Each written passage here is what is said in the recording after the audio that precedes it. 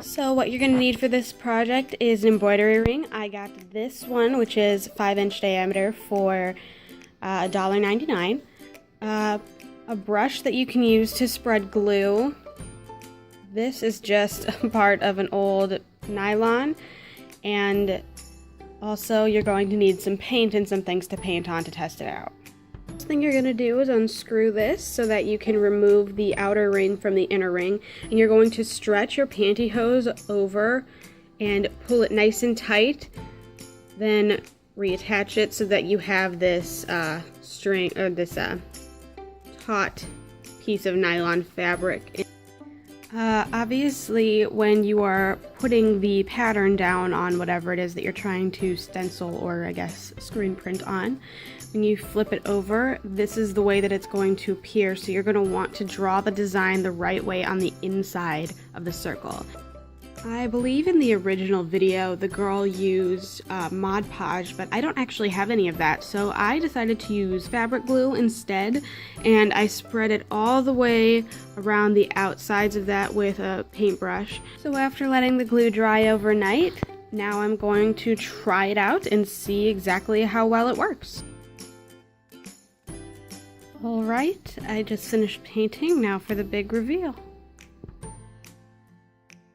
There definitely appeared to be some sort of seepage underneath, and apparently not all the glue stuck very well. As you can see, I have a couple of spots hanging around the outside here. Now I'm going to try this one more time, and I'm going to use a sponge brush technique and just pat on all the paint for this one and see if that makes a difference.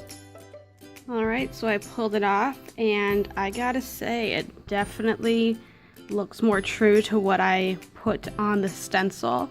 So once again, we have the sponge brush method works best on any and all kinds of stencils.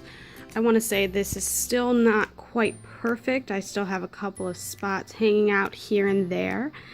And I think this is something you're really going to have to test to figure out if you covered everything or not. It's not necessarily foolproof, even though I did do 2 coats on the nylon. It still had some come through, and even up here this line is really messy. So I think there's a lot of variables with this. I wouldn't say it's perfect, but it does make pretty detailed stencils, and I can definitely reuse this over and over and over again. Just for good measure, I did one more test on fabric just because I wanted to see how it would turn out. I think it turned out pretty much the same. I still used a sponge brush on this one. So in terms of practicality, comparing this method to regular stenciling with paper or cardstock, I would say that there's pros and cons to both. For this particular method, there definitely takes a lot more time and effort going into this stencil. You have to put all the glue on, make sure it dries right. It's going to take a lot longer to make this, but I think it'll last longer in the long run. It's a lot of longs.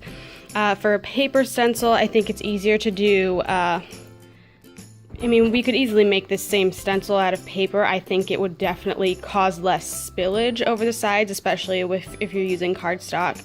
But I definitely don't think it will last as long. So there's pros and cons to both. But overall, I'd say this works. I think there's a couple of hiccups that need to be fixed within the, I guess, usage of the item, so I would definitely have to go over with some more glue to fix these sections, which would probably be a lot of guesswork. But overall, it does work, and I will probably be keeping this stencil to use again whenever I feel the need to. So thank you for watching, and I'll see you next time. Bye bye!